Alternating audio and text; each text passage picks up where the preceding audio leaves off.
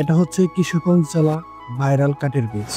এটি অবস্থিত তাড়াইল উপজেলা দোয়ালা ইউনিয়ন এবং ইটনা উপজেলা রায়তুতি ইউনিয়ন রাজধানী।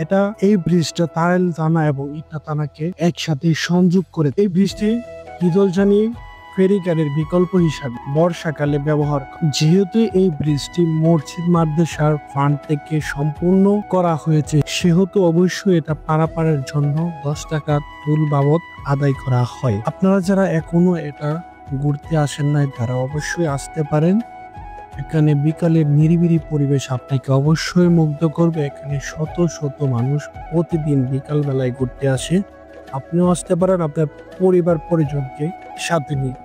অবশ্যই ব্রিজটা ভিজিট বা দেখে ঘুরে যাবেন, আপনাদের ভালো লাগবে। আপনি চাইলে ভিডিওটি শেয়ার করে সবার মাঝে ছড়িয়ে দিতে পারেন। অবশ্যই ভিডিওটি শেয়ার, লাইক, কমেন্ট এবং ফলো দিয়ে পাশে থাকবেন।